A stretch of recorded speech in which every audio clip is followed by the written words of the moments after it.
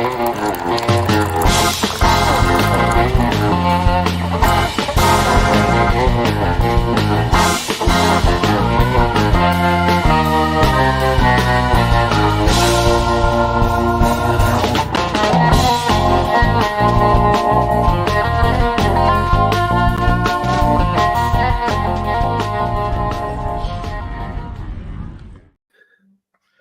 morning.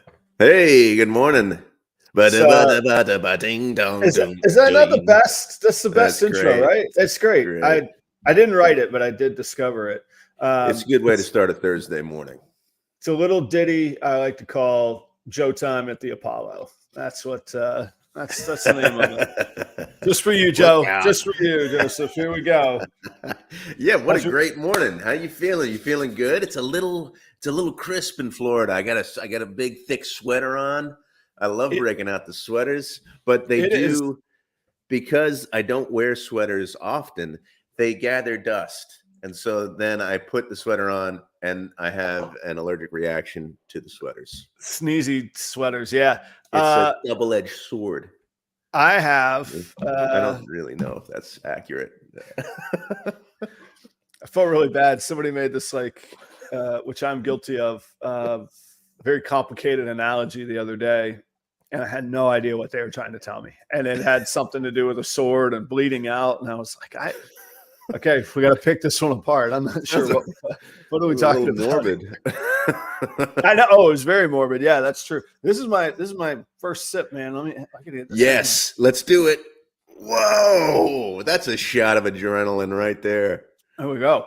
So it's going to be 50 in December in Minnesota today. That is Fahrenheit, not Celsius. Yeah, 50. So it is currently 46 in the great state of Florida. I'm at 30. I'm at 33 right now, but I got 50 on the way.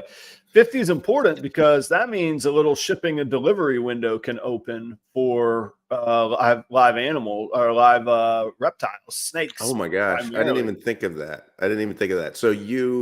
So you're like, maybe I could deliver this week to you if it gets above 50. Like right. That's what you're thinking. Oh, it's absolutely what I'm thinking. It's also, and this is convenient, I didn't plan it this way, but in that corner, right above your head, Joe, this morning, I always switch this around. Right above, yeah, there you go. That's Keith at Creative Genetics. Keith is sending me a snake from California, and it's a pretty special snake. It's going to go into my breeding program, and so it was a really special thing to get this 50-degree weather today. It was like the clouds parted, just one little ray of sunshine. Get it here, get it now, this day, Adam, and you'll be good. So what happens in the dead of winter when you're like, I need to deliver the snake? What are you gonna do? No, there's no delay. That's conversations that happen up front. It actually had to become a new part of my business plan because in Florida, say I'm shipping from Florida. Now, Texas gets pretty cold, but generally you could ship from Florida to Texas most of the time. Okay. But here in Minnesota, I can't ship in or out for most of the winter. So I had to really change up my business model and my focus. And what that means is that I've been focusing far, far more on the local market rather than the national market. Okay. Since I moved to Minneapolis. So my pitch now is, hey, shipping shut down, but I can deliver to you. I have this selection. Email me if you want my monthly list of available. We could do payment plan. Oh, the other thing is, set up payment plans through the winter. There's several people in the audience. Actually, I don't know if that's a private thing or not, so I'm not going to mention any names, but there's several people that have started payments on a snake because I can't deliver it until March anyway. Oh, okay. Okay. It's just another angle of customer service. It's like, if I'm going to have it here and I'm feeding it anyway, because a lot of breeders like roll their eyes at payment plans. Like, oh, well, I don't want to deal with that. I'm like, it's going to sit here regardless. And I'm going to feed it anyhow. I may as well have cash flow coming in along the way up front rather than fronting all of that. That makes sense. Yeah. That makes sense. I mean, well, and you deliver, here's the other thing. And again, some of these folks are in the audience, but what great opportunity to build a relationship while you have to talk to your customer multiple times versus just a one single transaction. That's very smart. Yeah, that's very smart. You know, I could get to know what's going on with them. And yeah, there'll be trouble sometimes. Sometimes they can't make a payment. Well, maybe we have to talk about why that is. And then you get to know and understand the person even more. So there's always an opportunity, is my point. Yeah. Is it easier? Hey, you give me the money, I give you the snake, adios. Sure. But maybe you never hear from that person again versus you can build. Yeah. Like I say, there's just always options or opportunities. Yeah. And I mean, you take good care of your snakes, obviously, but what if something happens to the snake then? I mean, that's full refund, I'm sure. Of course. Yeah. If you can't deliver the animal, it's a full refund. That's, that's. And how is business? You doing all right? I am doing good. I hate to say surprisingly, because I'm a humble guy and I mean that, but I'm surprised. I'm actually surprised that there's nothing more humble than a guy saying, I'm a humble guy. It's true. It's true. I get the point. I still live it. I still work hard. There's a difference anyway. It's better than I expected. No, you are a humble guy. I'm just kidding. I know it's a fantastic point. I don't have an answer back for it. It takes a certain level of narcissism to host a YouTube show, not once, but twice a week, and think that anybody gives enough of a damn to tune in and then to charge people to put their brand stickers on your little nifty morning show page. Yes, look at what we have. If you're watching, look at what we've got. This is fantastic. Wait, so I have to finish the thought. So yes, okay, go. Sorry. It does take a certain level of narcissism to even entertain those ideas. But within that Venn diagram circle, there is a speck of humility in there. But I didn't know, in all seriousness, from a business standpoint, I didn't know how long or how soon I could make an impact into the new regional marketplace of Minnesota and Wisconsin. It took me a while in Florida. It took me 4, 5, 6 shows and honestly a couple of years of building the brand. Fortunately, what I was able to do is take everything I learned in those years and kind of fast forward and concentrate it into a really focused strategy and really apply. The other difference is that I wasn't working a full-time commitment and a career job. So I could morning, noon, and night. Okay, if I'm not working on this brand, I better be going to find another job. So all of that has led to pretty good results. I'm not at the point where I'm like, I don't worry, money's coming in. It's not that, but it's solid. It's an honest day's work, and there's been an honest day's pay, so it's good. That's good.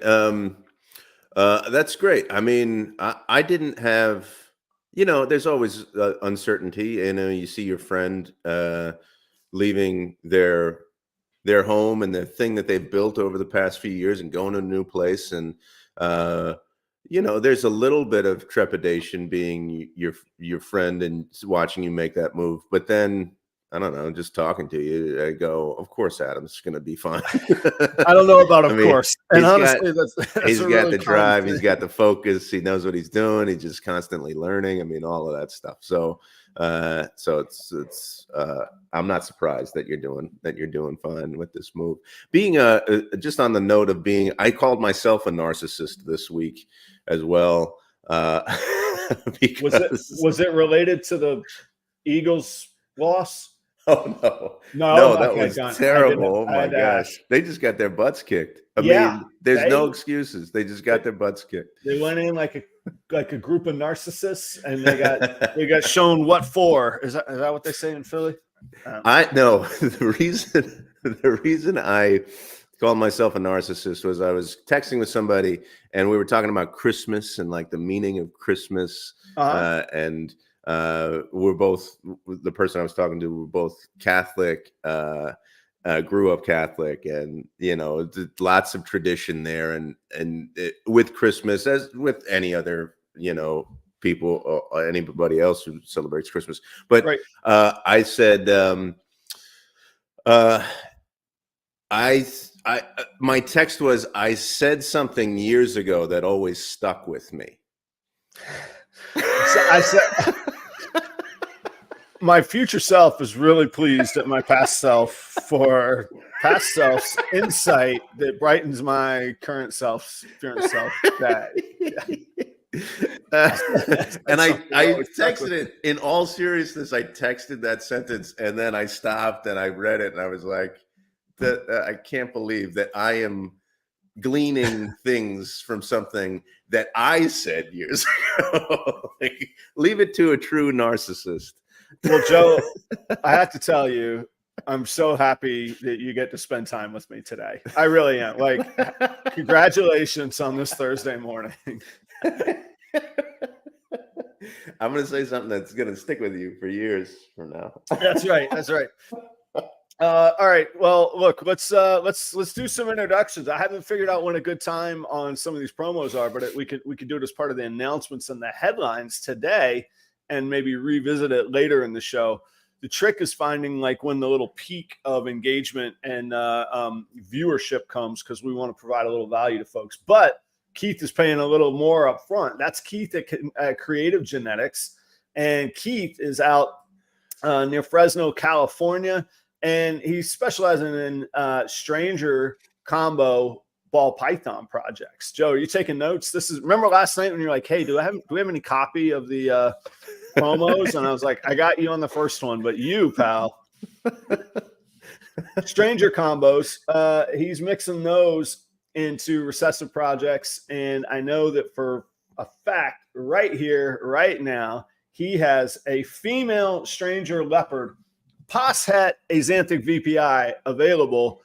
I don't know what the rule. Yeah, we could say numbers. We're saying numbers, Keith. We're saying numbers. We want to sell this snake, right? $550, guys. $550.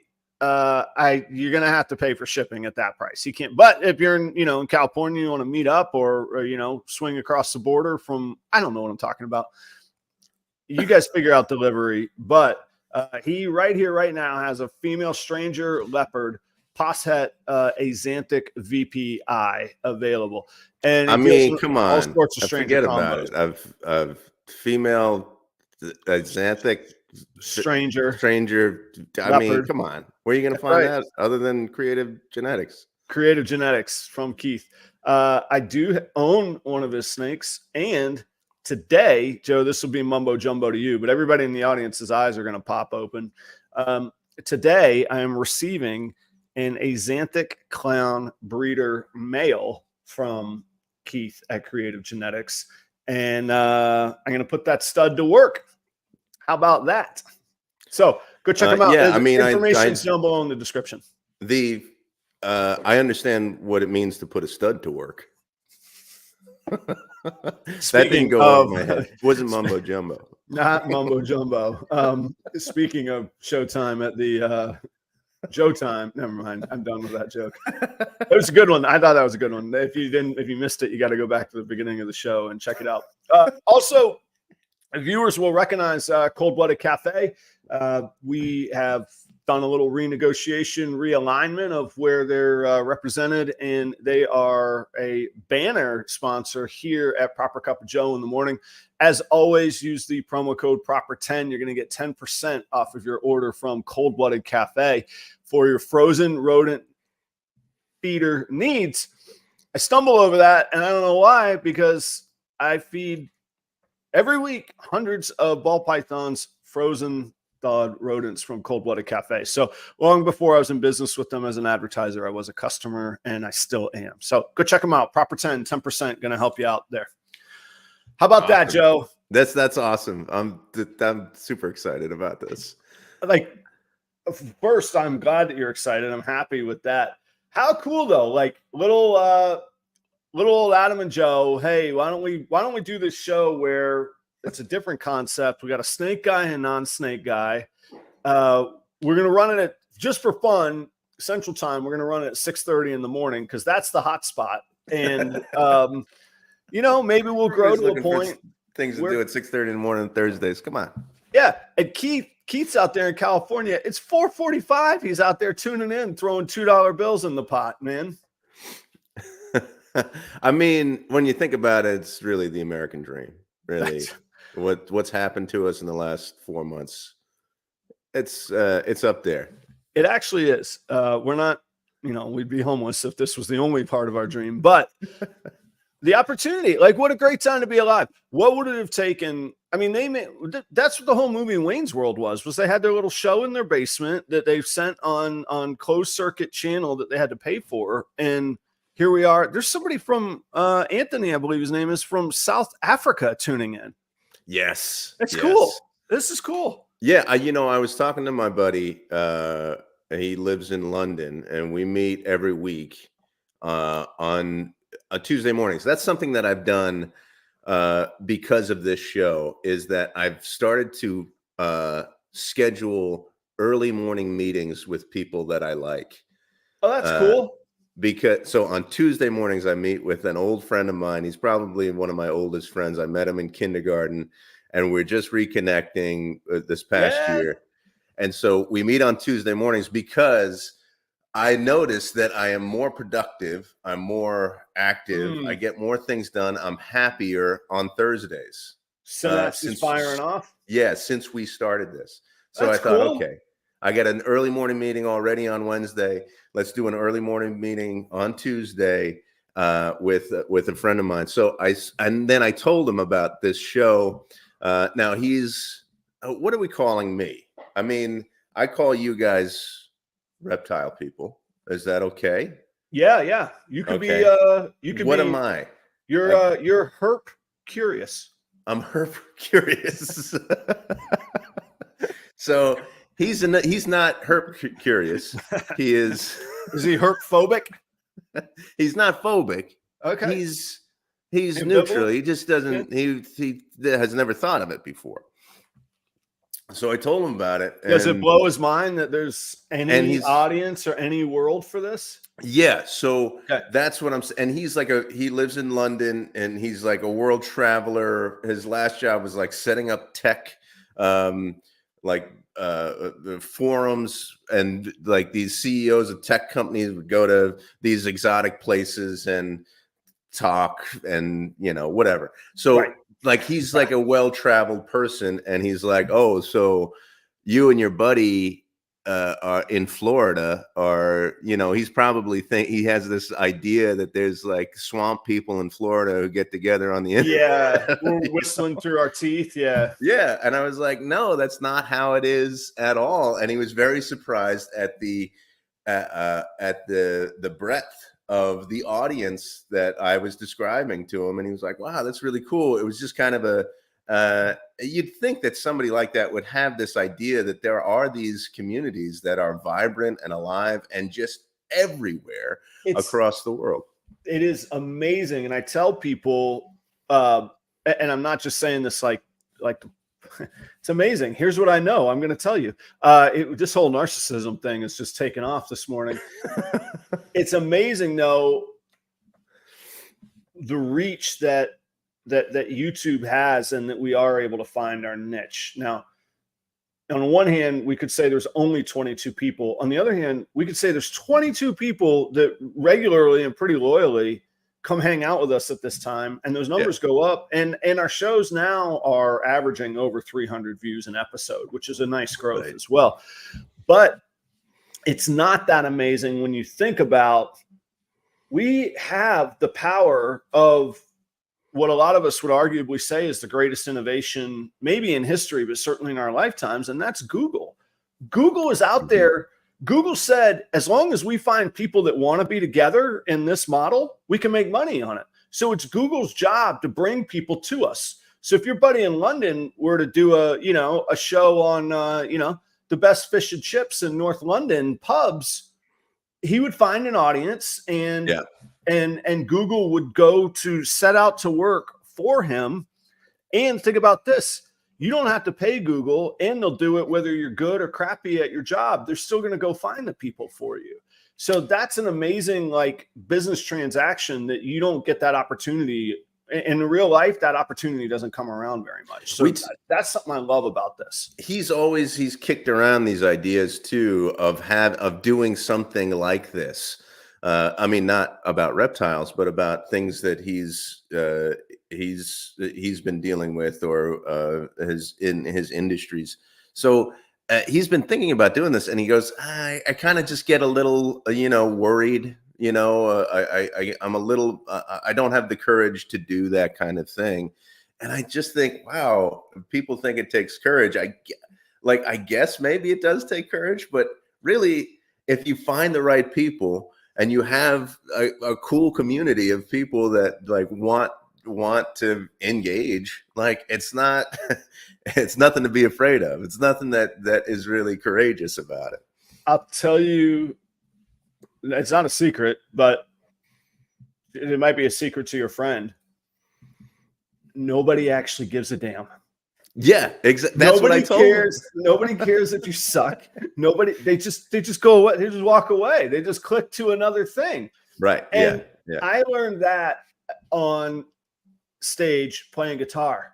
Nobody actually cares how soulful my voice is, if I was perfectly on pitch on the bridge, if I bumble a chord. They care about, does it feel good? Is the entertainment there? The passion there? And yeah, at some point, the pretenders are going to be separated from the, in sports, we say the contenders. Sure, the metrics will prove themselves. The bar business will prove itself. But, and the flip side is true too. You can have the greatest show ever. You can have the most soulful show ever. You can have the perfect pitch, no errors on chord show. Nobody gives a damn. They didn't know. They didn't see it. They didn't, nothing. So it does go both ways, but no, there's really nothing to lose. And I tell people often, because I don't want to discredit people's feelings. If that's overwhelming, you're allowed to be overwhelmed. Start a fake channel, but call it, somebody else's Pythons. Practice until you get good, crash that channel, and then start your own Python channel. So seriously, there's nothing to lose, and nobody cares. And, well, the other thing, though, that I think that you do really well is that this is, even though this is the only thing that I do in this community, except for going to the occasional show.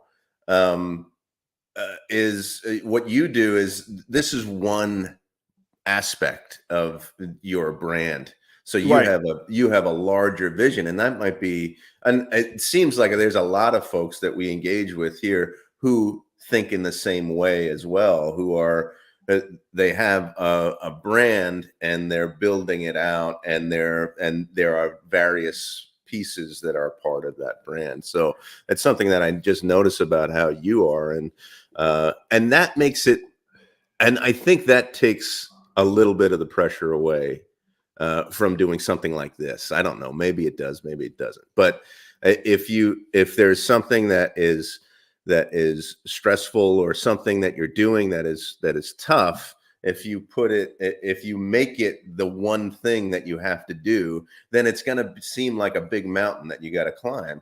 That's true. If it's one thing in the midst of this larger picture, it makes it easier to kind of handle. Yeah. And I will say, I discredit a lot of it. Like, yeah, just anybody go do it. It does take time. This is 3 years I've been hacking away at this YouTube thing. If you looked at my very first videos, you'd be like, yeah, that guy's not going to get, there's nothing. No, it takes time. You got to do it. You got to put the reps in. It was just like the first time I ever took the stage.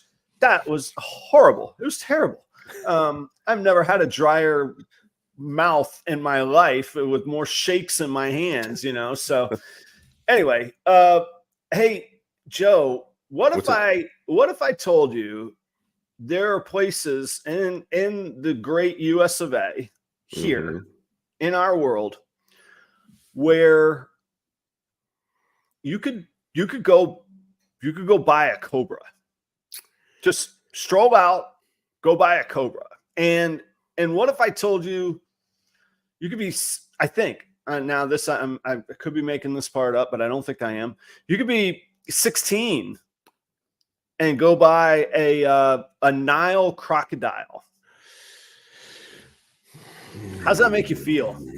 Well, I have a 16-year-old in my house. Okay. All right. Now we're getting, it's going to say we need context. There's some context. Okay. And I worry about him, just how he I mean, how he's dealing with his own body, how he's dealing with his own mind, how I'm worried about him having a TV in his room. Why would I want him to have a Cobra? I don't know. I would be worried. I would be a little worried without the proper training and without certain mentors from this community, maybe. At best. Now that's a question. Hang on a second. Before we get into this conversation of free, what is that? Free market exchange, whatever. And versus regulation. Right. Let me ask you this: look at the chat just peps right up, man. We're catching fire now. We're going to cut some more promos here in a minute. Okay, go ahead. Let me ask you this: is there a difference between, like, is it a big leap to go from owning a ball python to owning a cobra? I would imagine it is. I would imagine too, because I have no earthly idea. I would think. I mean, look. All right. Let's just say yes, because one's deadly and one's not. I mean, okay. I guess everything is deadly if it's used in the wrong way. I guess you could find a way to make a ball python kill you if you tried to eat it and it was still alive, but and you succeeded, then maybe it would kill you. But it takes a lot of effort versus a cobra, which I have and here's what I want to be careful of. I don't like the arguments of extremes. I think most of us would agree the 16, I think, I could be wrong actually. And I do want to understand this. I think most of us would agree that the 16-year-old next door or our 16-year-old selves didn't need a cobra in our lives. Mm-hmm.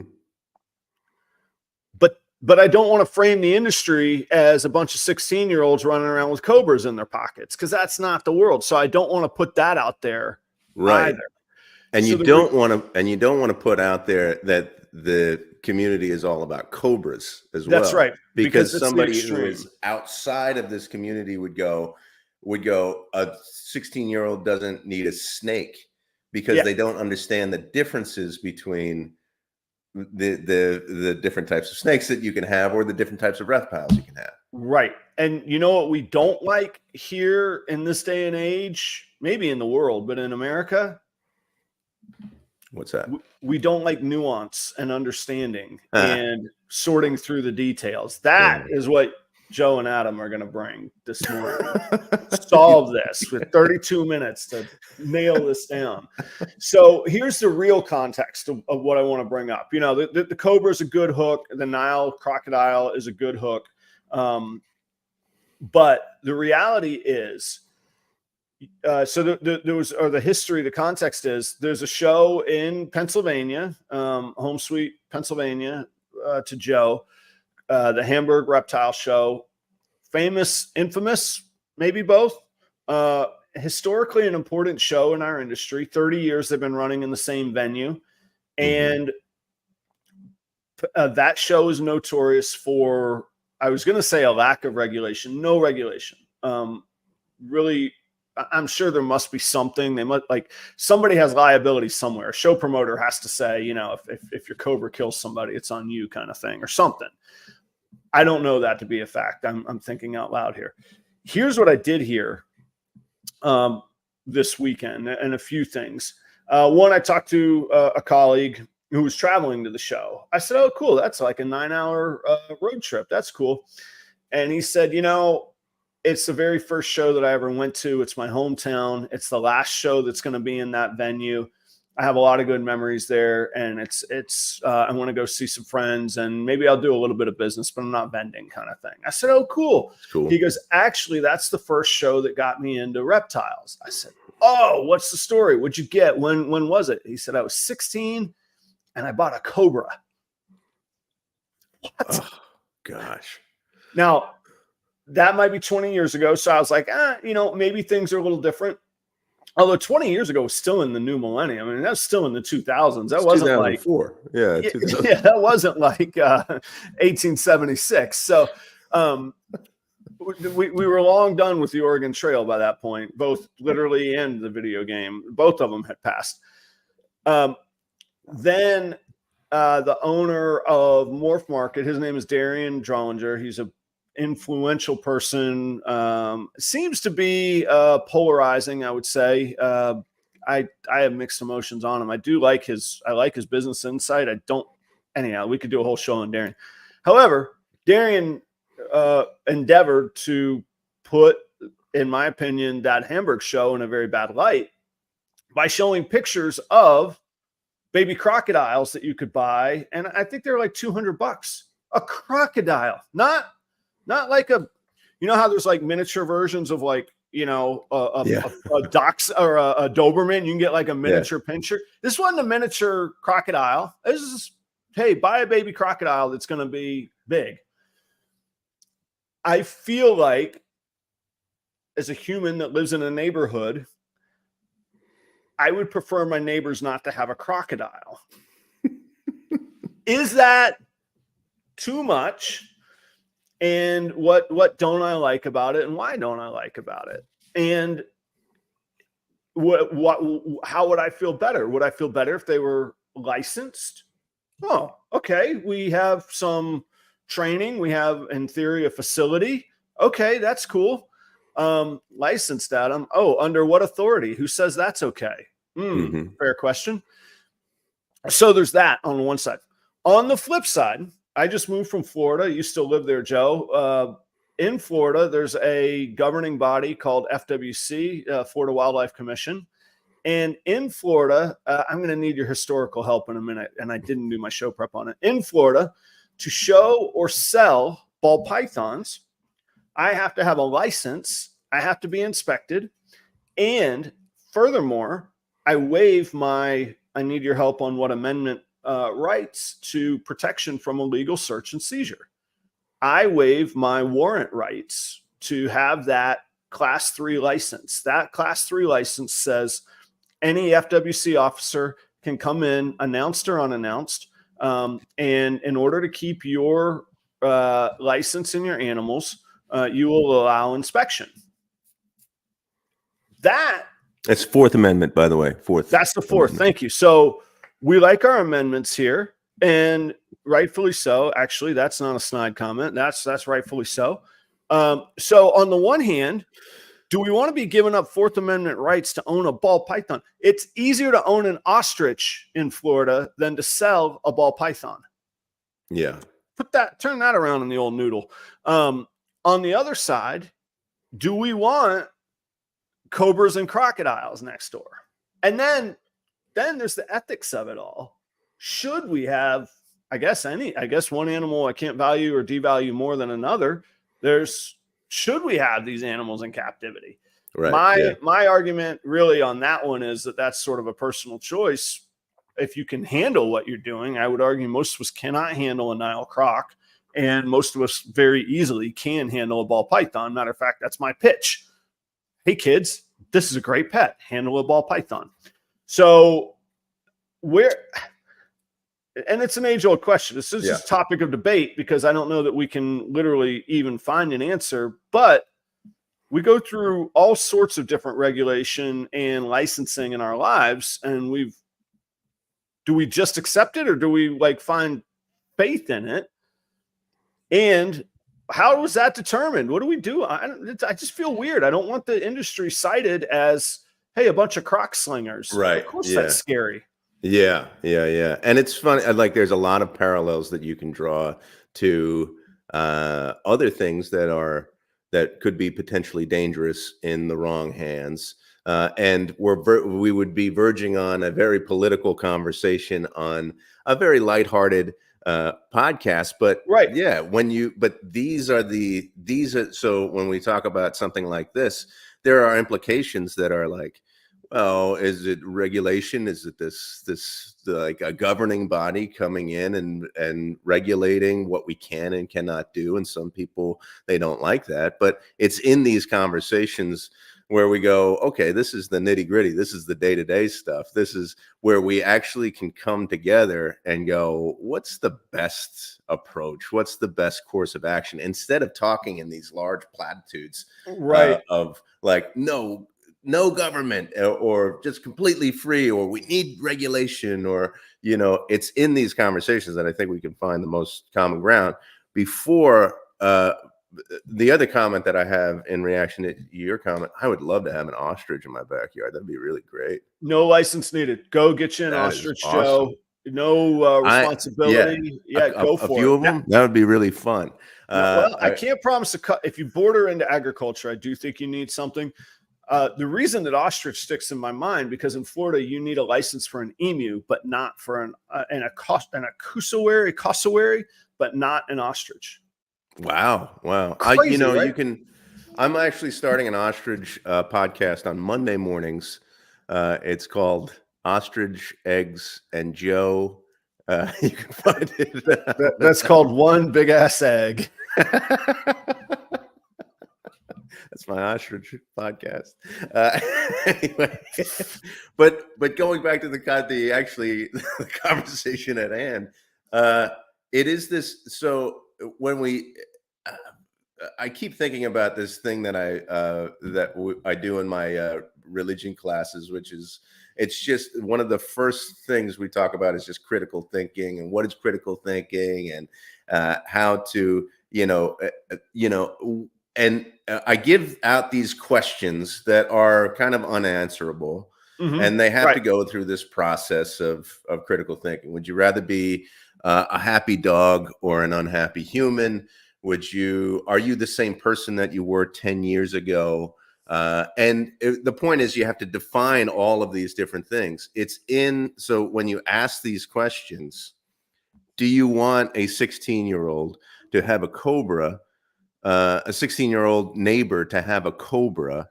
Then you begin to go, okay, let's define the terms, and then come up with a solution or an answer to that question.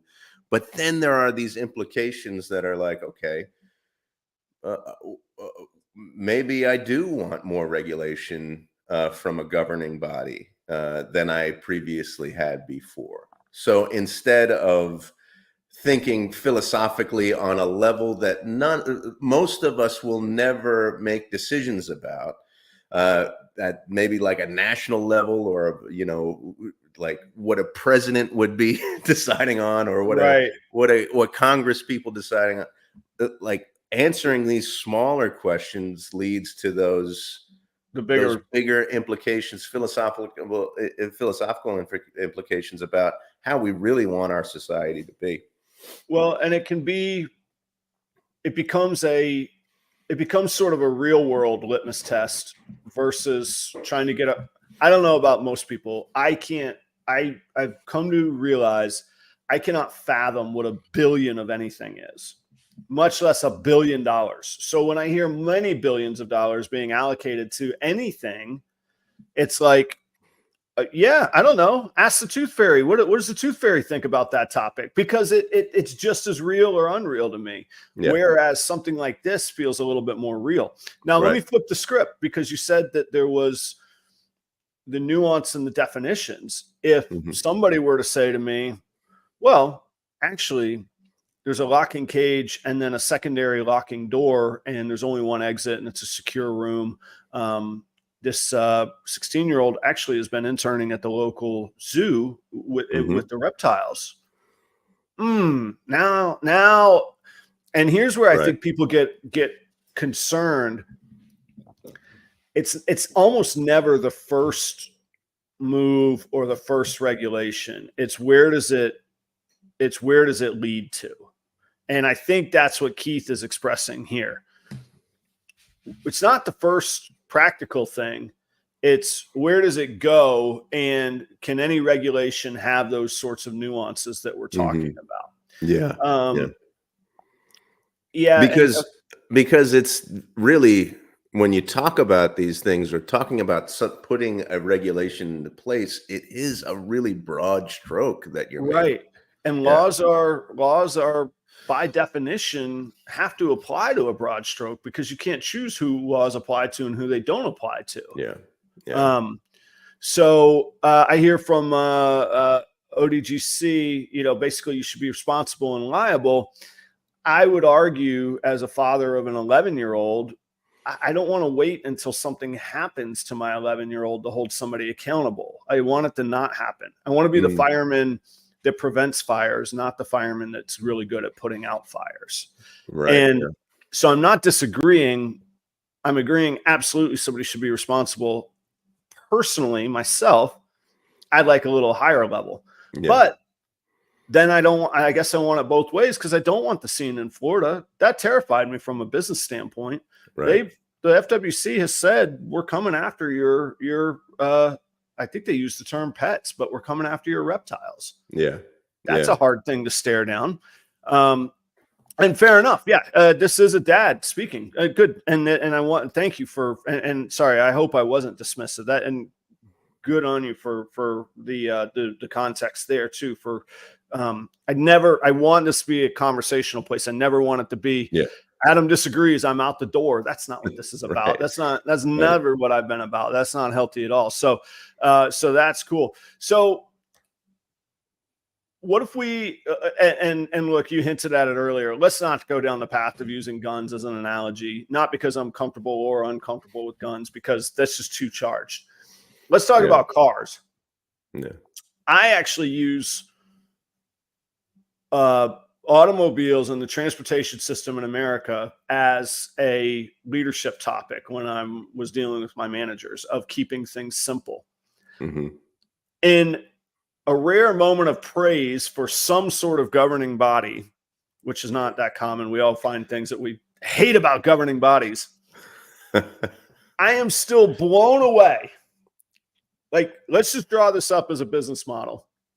We're going to have multi-ton lumps of metal that we're going to sit inside.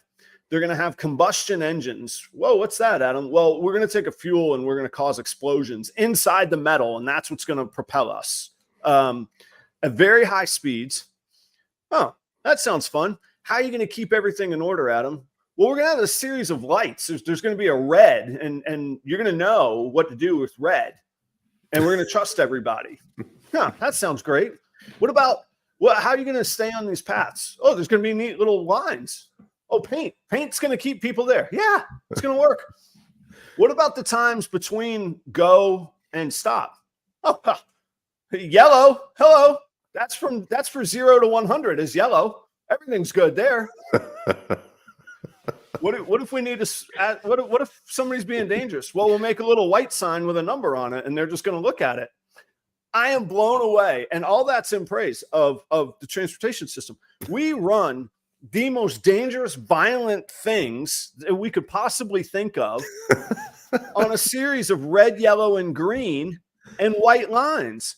And so do you ever drive on a road that's wider and doesn't have any lines? That I'm completely freaked out by it. I hate it. Where am I supposed to go? I don't know. Right. So ODGC brings up a good point. Yeah, it did. It took us a very long time to get here. Yeah. I love the simplicity. Now, there are times when driving seems very complicated. Anybody who drives on the 101 on a regular basis going out, and you have no idea. There's no control there. Okay, I get it. But by and large, and in fairness, actually, the flip side, people could say, well, actually, traffic actually probably causes more deaths of more Americans than anything else in the world and in our population. That's true too. But I love the idea of generally keeping something fairly simple, colors dictating answers and symbols that and messages that we can convey to each other. And in leadership, I talked about that a lot. When something got overly complicated, I would say, no, let's go back to either binary, or would it be trinary? Three, I don't know what the word would be. Three choices, red, yellow, green. And let's go back to some simplifying management, because we like to make things complicated and things get lost in complication. Yeah. But If okay, oh, go ahead. there's a part of that, so that's a good analogy to think about. But there's a part of that that is, uh, so yes, there's a part of that. It's like, well, we're going to put up lights and we're going to have lines, and but there's another part of that which is like, it's self-regulating because people don't want to die. So they just go, we're going to negotiate how to drive next to each other. So like I lived in New York City. I had a car in New York City, and every day I worked in Jersey. I know that's really strange, but I would drive. I did a reverse commute from New York to New Jersey, and uh, and I love the way people drive there. People hate the way people drive. I love the way people drive there because they're constantly negotiating with Mhm. other vehicles on the road. Right. Like here in Florida, they're not negotiating. I'm coming over, and if I hit you, it's your fault. But And in we'll get a lawyer. That'll be fun. a lawyer, It's a yes, sport, right? yeah, we'll get Morgan and Morgan involved. Pound law, size matters. Does everybody know Morgan and Morgan? I don't know. Yeah. Oh, yeah. Oh, his ads are up here in Minnesota, dude. Yeah. Yeah. For the Uh, people. so there is this self-regulating thing that also lends itself to, okay, I think the experience of driving led to, well, it would probably be better if we had lines, probably better if we had signs. Like that's why a traffic light goes up, not because somebody just said, oh, I'm going to put a traffic light up. There's some kind of problem at an intersection, so they put a traffic light up. So Hang on though. I would say that they could analyze that a problem was on the horizon. okay, Hey, yeah, 5,000 people of development are coming, or 5,000 homes are coming in here. This is going to be a problem. Let's be a little yeah, proactive with it. Let's prevent the fire rather than okay, guys, we're at 6 deaths here on this 6 deaths. We're putting in a stoplight. We wouldn't yeah. want to Okay, get there, right? but my Yeah, point is that part of it is the parameters that have been put into place for the people who are doing the driving, and then, but I think a major part of that is self-regulating because people don't want to die and get into accidents. and good, Uh, and that's a good point. I mean, could we take faith in saying we don't need regulation, Adam? This is going to be self-regulating. If that dummy buys a Cobra, they want to live. That's the regulation that you need. um, I think it It has to doesn't feel as be. good, right? It doesn't feel as good to No, me. I think there has to be active participation in the self-regulation. Ooh, say that again. Active. Active participation in the self-regulation. So not Yeah. just okay, you got a Cobra, and, somebody died. Maybe he died, or maybe he's taking care of it. I don't know. I think, like you said, you don't want the community to be painted in this light to outsiders, where it's just willy-nilly, giving Cobras away or giving crocodiles away or Right. whatever. That's the core of my concern Yeah. today, the longevity and the preservation of our industry. So I would propose that the people who do care about this community self-regulate and go to those people who are doing those irresponsible things, say, this is not what this is about, by the way. Don't do this. Yeah, but then and I agree. I want, and I'm not going to name any names because we could get into some lawsuit stuff. There's an audience, please just help me out on that. There is a very, very notorious, infamous, outed breeder that was doing horrible things in deplorable conditions to animals. We generally agree that person is despicable. Okay. What I don't like is every yahoo that sees my show and thinks that I am an idiot and wants to be my gatekeeper. Who get to be the gatekeepers? I hate I hate the country club mentality. I don't need approval. Excuse me, that's rude. It's a religious thing. I don't need the blessing of another human being with the same freedom of opinions that I have trying to regulate me. And that's a little bit of, probably goes back to my days of feeling excluded, of being, we've all been bullied in some way, but we've all been made to feel we're not welcome at some table or another. Yeah. And for whatever reason, that has always struck deep in my heart. And I've always wanted to make sure that every person has a seat at any table that I'm at, if they're coming with good intentions, so to speak. Yeah. So the gatekeeperism concerns me as well. And so I'm not coming to present a solution today. I like to be solutions oriented. I don't know. And why I bring all this up is because it is concerning when news outlets pick up the story and their headline is, "Come win a ball python or an alligator today." Right. Yeah. Yeah. You go, what? Come to the gun show. And sorry, I shouldn't do this, but come to the gun show and buy a pistol or a tank. Well, we're probably okay with one, and we probably think the other is outrageous. The gator, I think most of us would say we don't need alligators as pets. Unless you're specialized. The average person doesn't need an alligator as a pet, is what I'm saying. Yeah, right. And that's where I'm trying to get there. And I have good friends in the audience that disagree. They're going, "What are you doing, Adam? We'll figure this out internally. We'll figure this out on our own." Yeah. What I'm worried about is fodder for people to come attack us. I don't want to provide that. That's what I don't want to provide. Well, I don't. So, and maybe this is just an outsider's perspective. I just don't think that there is enough. I think the only way that is going to be handled in a responsible way seems to be internally and not from top down. It's more organic because of the niche, because of the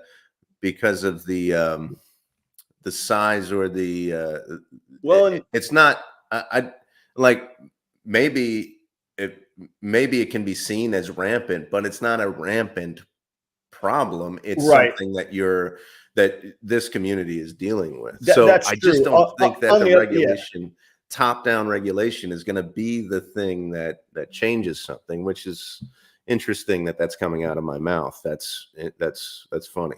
Well, I think too, what largely is missing when we do see regulation is members of our community having input on the regulation. So I don't know this to be true, but ideally, let's say with transportation regulations, it would be great to have an expert from Boeing on that regulatory committee. It would be great to have, the people on the street that maybe some EMTs, maybe the companies that work the technology of traffic lights. I know there's more than just red, green, yellow to those things. There's timing, there's the number of cars, there's the videos, blah, blah, blah. What we see in Florida is nobody from the reptile community on the FWC regulatory board. Yeah. They don't seem legitimate. And I use the word seem. They don't seem legitimate because they're not elected. They're not from the reptile community. Furthermore, they are property developers. 5 of the 7, their career is property development. Right. That feels as bad in my mind as the stereotype that I'm portraying on the other end of cobras and crocodiles. Right. Yeah. Yeah. Right. Right. Because if you do, here? But even if you, but also what's the corruption that would happen if you did involve people? The most powerful people are going in your community. The people with the most money are going to get on those committees, and they're going to drive that regulation.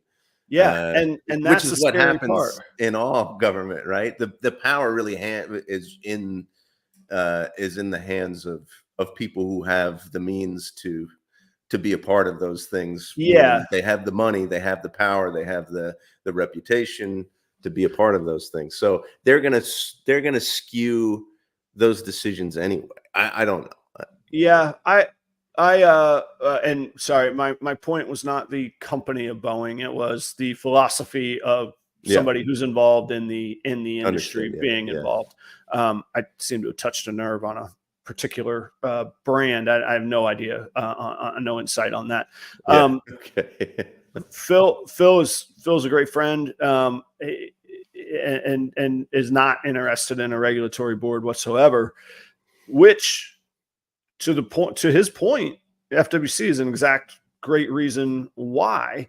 Yeah. So I love the idea of, in a perfect, here's my thought and what I love and what I idealize and what I tell myself about capitalism, but it's also not in reality. What I tell myself of capitalism is, don't worry about it. The market's going to sort that out. The market overall, to a person, there might be bad decisions made, but over time, over quantity, over a huge sample size, good rises to the top because you make money and you sustain. Bad goes out of business because you have a bad product, or you're a bad person, or basically people will buy from good and therefore continue you, and the market will abstain from the bad, and it will go away because there's only so much money that can get thrown away. I love that. That is what is attractive to me, and where I feel I have opportunity in this world as an industry versus a hobby. Right. Yeah. It doesn't quite seem to be working, and the problems get magnified by, we always magnify the bad. Everybody remembers that I had $0 shows. Very few people bring up, hey, you had 5 or 6 in between that were pretty good shows. Yeah, right. Yeah, that happens. I know that we're coming to wrap up time. In talking through it, which I appreciate, and I appreciate everybody's input, I like the idea of, looking out for ourselves. I don't like the idea of giving up Fourth Amendment rights to sell a ball python in Florida. That's ridiculous. Something feels dirty about the industry, though, if we're going, sure, let the market weed these people out. What happens along the way while the market's weeding them out? Well, I don't have an answer to that. I don't know. I mean, what you're trying to do is you're trying to reach people who aren't reptile people, and that market is definitely not saturated at all. I mean, there's so much opportunity there, right? So, I don't think that your idea of capitalism works until, I don't know, there's a critical mass of people like the people who are attracted to, I can get an alligator or whatever, they might not be a part of this community, right? Maybe that you put that stuff out there to get attention so that people can go to this Hamburg show. That's true. I mean? Is that right? Maybe why you could win a ball python or an alligator is because everybody chooses the ball python. Nobody takes it. Yeah. Maybe they say, hey, dummy, we just put eyes on our show. We put eyes on our industry, and 0 people have ever taken the alligator. Yeah. I don't know. I'm just thinking out loud. But I kind of doubt that, but still in the same way, it's still the same problem. Then the picture is painted that the reptile community is irresponsible. Yeah, the eyes on it are there for the wrong reason, is what I would say. So I'm sorry. No, you're good. You have a really I understand the gatekeeping aversion. Yeah, I hate it. I hate it as much as other people hate regulation. I hate it. Yeah, but think about, there's certainly things that are being done in this community that most of the people don't like being done, right? Yeah. So it's not about like, oh, well, you're not cool, so you're not going to be a part of this community. They're doing things that are not acceptable. And I think of my time in working with domestic violence, right? So there are all of these things that are in place in our local governments, even in the military, which is where I worked with domestic violence. There's transitional compensation for families. There's military protective orders that you can put in place. All of these things that can happen where a unit commander can just go, okay, you're out of the house, you go stay this place, all of these different things, right? Mm-hmm. So you have all of this top-down stuff that can happen. But really what needs to happen is members of your community need to go to that man and go, we don't do that here. That's not how we do things. And that's really where the change happens. That's really where I saw the change happening, is when people of that community, of that sameness, right? Men go to other men and say, we don't beat our wives. We don't physically hurt them. So you will not be a part of this community if you do that. And we will tell you so.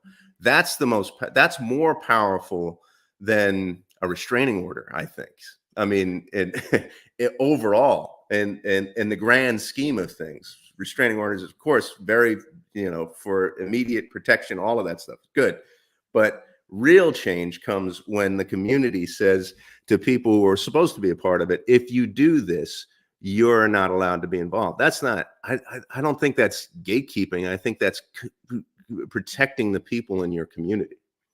When it's done right, we could do a whole show on it. Yes. I think of some glaring examples of problems with that mentality throughout history, and some very dangerous, and some that I encountered in North Carolina that I naively thought were long dead, and were groups that still existed that were horrible, that would pitch, that's exactly what we do. So I worry about that. I don't know that we can dive into it. And I hate that I feel that strongly, because I think that you're right and well-intentioned, but I've had experiences in my life where I worry about that sort of thing. That sounds interesting. I want to hear about that. Well, maybe it's gatekeeperism next week. I don't know. Because I am highly skeptical of elitism. I'm highly skeptical of you're welcome, but you're not welcome. I'm highly skeptical. That bothers me.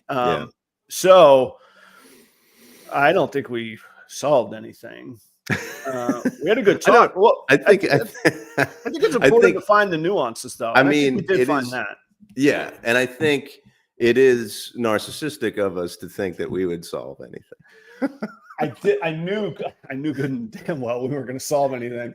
But I have to look up narcissism after this, because I don't know if I'm using it in the right way. So it's kind of like that when people talk about, well, that's not really ironic or whatever. Or they say literally over and over. I'm like, no, figuratively. Figuratively, friend. No, I think it's good. And to your point that you made very early on, taking time to pick apart discussions that we say, instead of saying 100% that's asinine, we go, there's probably, I get on board with 7% of that. Okay, we're moving closer now. And so we think through it. And again, I regret in some ways framing things from the extreme. Rick at Creative Coralophus, he breeds geckos. Other than the ethics of who should own an animal and who shouldn't, in general, whether it be a puppy or a gecko, I probably have no concern whatsoever of that regulation. So, I mean, this is a very small sliver of a very small part of our industry, but it came up this week. It was a hot topic. We had to jump on board. Yeah, maybe we'll talk about some gatekeeperism. I'm in that way, I've got a pretty deep libertarian streak, I have to say.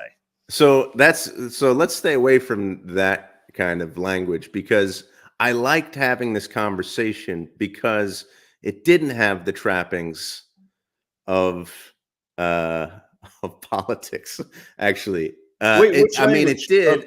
There were gatekeeperism? implications to it, but but we were talking specifically about something, and I think when you start to go, titles and the well, I'm a labels. Yeah, yeah. libertarian, or I'm a Democrat, or I'm a Republican, then you're talking about something else that's going on in our society. That's true. That's true. You know? And I will say that's kind of why I said I have a little streak of it. I don't cloak myself in it. Yeah. But on the other hand, if somebody does, that has to be okay, and I need to hear them out as well. Yeah, I get your point. I do like the rule of talking about the action rather than the label. And I wonder, like, I like having conversations where I'm not thinking about those labels and just thinking about the dilemma itself. Right. Yeah. The issue in the actions itself. Yeah. Because the labels they just crash and burn everything. And I wonder, like, if someone, like, I don't know, we have people listening here. I just wonder, you know, how am I being labeled because of the things that I said in the last half hour? How are you being labeled in the things that you said in the last It's half a blast. But you know what's crazy and that I love, and I know there are people in the audience that outside of the snake world, according to social norms, me and them would fight like cats and dogs. But in person, in our industry, talking without labels, we're great friends. We've done amazing things together, and I'm not going to describe it because it would out the people immediately. But there's several people that, again, according to society, according to the news channel, according to the headlines, that we would never ever get along, and we've met here, and we do get along, and we have a great time. And I love that is another, again, when people ask, why do you do this? Yeah, I love the animals. They're so neat. It's fun. It's a neat business adventure. But honestly, I found it as a way to break down what is supposed to happen and supposed to divide everybody. Yeah. Here we all are hanging out. And man, I love that. I will defend that like crazy. Like whatever analogy you want. I will defend that just so amazingly.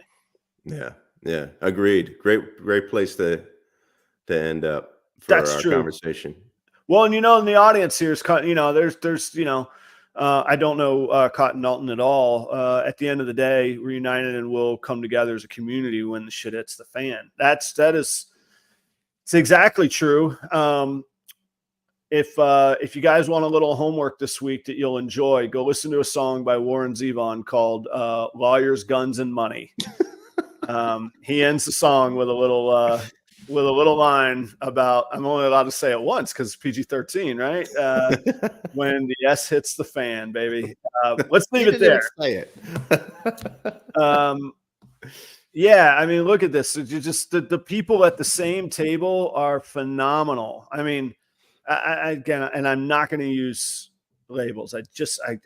You're right, Joe. I shouldn't have even gone down that path, but I've said it many times, man. A reptile show is like a great, like all the good things you would find at a punk rock show. And those are the things that I value. And I'm really thankful for it. So, guys, thanks for putting up with us. I sometimes don't know where we're going. And today was one of those times, and it was a good experience. And I am completely serious. I always want people's opinions being welcomed and heard. Maybe that's what I thought would separate my brand and my shows, and this show in particular, bringing Joe in. Anyhow, I'm proud of the content, and I'm proud of the participation, and thank you all very much. Hey, let's recap real fast. Kreative Genetics, that's Keith out there in Fresno, California. If you guys are in the market for stranger combos, they're the hot ticket. You got to get in touch with Keith at Kreative Genetics. His contact information is down below. Right here, right now, you can talk to Keith about a female stranger leopard, possible het, VPIA xanthic.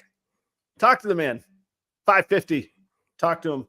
Also, our good friends at Cold Blooded Cafe. So great to be doing work with them. A longtime supporter, longtime sponsor. Use the promo code PROPER10 to get 10% off of your frozen rodent order. I use them. I used them before I was ever in business with them. I still use them. I got a freezer full of Cold Blooded Cafe frozen rodents for my animals. Cheers, guys. Take care of those folks. Joe, I'll see you next week, huh? All right. We Take care, survived. everybody. We made it. We did it. Thanks, everybody. Adios.